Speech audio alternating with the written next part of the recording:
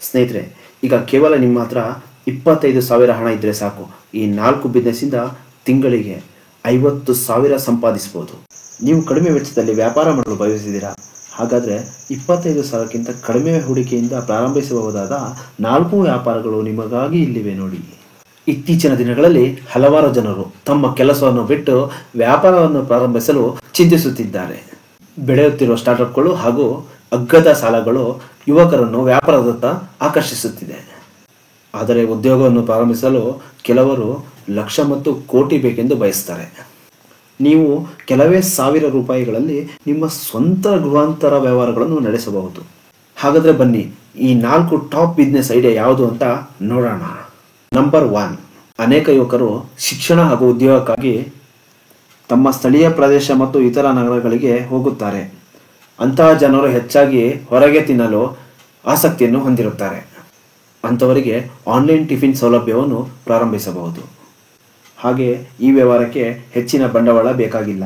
ನಿಮ್ಮ ಮನೆಯಲ್ಲೇ ಟಿಫನ್ ಅನ್ನು ತಯಾರಿಸಬಹುದು ಮತ್ತು ನಿಮ್ಮ ಹತ್ತಿರದ ಗ್ರಾಹಕರಿಗೆ ತಲುಪಿಸಬಹುದು. ಈ ಉದ್ಯಮವನ್ನು ಮಾಡಲು ಬಯಸುವವರು ಮೊದಲಿಗೆ ಸ್ವಲ್ಪ ಪ್ರಚಾರ ಮಾಡಿ, ಆಮೇಲೆ ಎಲ್ಲರಿಗೂ ತಿಳಿಯುತ್ತದೆ.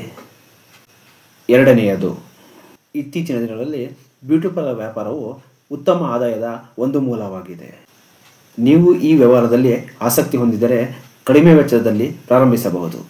ಮೊದಲು ಕೆಲವೇ ಉಪಕರಣಗಳಿಂದ ಪ್ರಾರಂಭಿಸಿ. ಮೂಲಭೂತ ವಿಷಯಗಳಿಗೆ ಚೆನ್ನಾಗಿ ತರಬೇತಿ ತೆಗೆದುಕೊಂಡು ಪ್ರಾರಂಭಿಸಬೇಕಾಗುತ್ತದೆ. ಈ ಕ್ಷೇತ್ರದಲ್ಲಿ ಎಷ್ಟೊಂದು ಜನ ಸಣ್ಣದಾಗಿ ಶುರು ಮಾಡಿ ಇವತ್ತು ದೊಡ್ಡ ಮಟ್ಟದಲ್ಲಿ ಸ್ಟಾರ್ಟ್ಅಪ್ ಮಾಡಿದ್ದಾರೆ ಮತ್ತು ಅವರದೇ ಆದ ಫ್ರಾಂಚೈಸಿ ಕೂಡ ಸ್ಟಾರ್ಟ್ ಮಾಡಿ ಈಗ ದೊಡ್ಡ ಮಟ್ಟದಲ್ಲಿ ಸಕ್ಸಸ್ ಕೂಡ ಆಗಿದ್ದಾರೆ. ಸ್ನೇಹಿತರೆ, ಯಾವುದೇ ಒಂದು ಬಿಸ್ನೆಸ್ಸು ಚಿಕ್ಕದು ಅಥವಾ ದೊಡ್ಡದು ಅಂತ ಇರಲ್ಲ. ಪ್ರಾಫಿಟ್ ಆರ್ ಲಾಸ್ ಎರಡೂ ಮಾಡ್ಕೊಳ್ಳೋದು ನಮ್ಮ ಕೈನಲ್ಲೇ ಇರುತ್ತೆ. ಮೂರನೆಯದು, ಮಗ್ ಟಿ ಶರ್ಟ್ಗಳ ಮೇಲೆ ಚಿತ್ರವನ್ನು ಮುದ್ರಿಸಿ ಉಡುಗೊರೆಯಾಗಿ ಕೊಡುವ ಸಂಸ್ಕೃತಿ ಇತ್ತೀಚೆಗೆ ಬಹಳ ಬೆಳೆದಿದೆ. ನೀವು ಕಡಿಮೆ ವೆಚ್ಚದಲ್ಲಿ ಈ ವ್ಯಾಪಾರವನ್ನು ಸಹ ಸ್ಟಾರ್ಟ್ ಮಾಡಬಹುದು. ಮುದ್ರಣ ಯಂತ್ರ ಮತ್ತು ಬಣ್ಣಗಳು ಈ ವ್ಯವಹಾರವನ್ನು ಪ್ರಾರಂಭಿಸುವುದು ದುಬಾರಿ ವೆಚ್ಚವಾಗಿದೆ.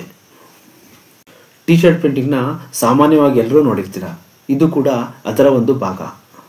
ಇನ್ನು ನಾಲ್ಕನೆಯದು, ಪ್ರಯಾಣದ ಬಗ್ಗೆ ಹೆಚ್ಚುತ್ತಿರುವ ಉತ್ಸಾಹ ಪ್ರಯಾಣದ ಉದ್ಯಮದಲ್ಲಿ ಅನೇಕ ಉದ್ಯಮವನ್ನು ಸೃಷ್ಟಿಸುತ್ತಿದೆ. ಹಾಗೆ ಟ್ರಾವೆಲ್ ಏಜೆನ್ಸಿಗಳು ಇದರ ಒಂದು ಭಾಗವಾಗಿದೆ. ಟ್ರಾವೆಲ್ ಏಜೆಂಟ್ಗಳು ಟ್ರಾವೆಲ್ ಬುಕ್ಕಿಂಗಿಂದ ಹೋಟೆಲ್ ಬುಕ್ಕಿಂಗ್ವರೆಗೂ ಗ್ರಾಹಕರ ತನ್ನ ಅಗತ್ಯತೆಗಳನ್ನು ಪೂರೈಸ್ತಾ ಇದೆ. ಹಾಗೆ ಟ್ರಾವೆಲ್ ಬಿಸ್ನೆಸ್ ಮಾಡೋಕ್ಕೆ ಹೆಚ್ಚು ಬಂಡವಾಳ ತಗೊಳ್ಳಲ್ಲ. ಆದರೆ ಸ್ವಲ್ಪ ರಿಸ್ಕ್ ಕೆಲಸ. ಈ ಬಿಸ್ನೆಸ್ ಮಾಡುವವರು ಸ್ವಲ್ಪ ಎಕ್ಸ್ಪೀರಿಯನ್ಸ್ ತಗೊಂಡು ಶುರು ಮಾಡುವುದು ಉತ್ತಮ. ಇಲ್ಲ ಅಂದರೆ ಸ್ಟಾರ್ಟಿಂಗ್ನಲ್ಲಿ ಲಾಸ್ಗಳನ್ನು ಫೇಸ್ ಮಾಡಬೇಕಾಗುತ್ತೆ. ಸ್ನೇಹಿತರೆ, ನಿಮಗೆ ಇನ್ನೂ ಹೆಚ್ಚಿನ ಬಿಸ್ನೆಸ್ ಐಡಿಯಾ ಗೊತ್ತಿದ್ರೆ ದಯವಿಟ್ಟು ನಮ್ಮ ಕಮೆಂಟಲ್ಲಿ ಶೇರ್ ಮಾಡಿ. Thank you. Bye bye.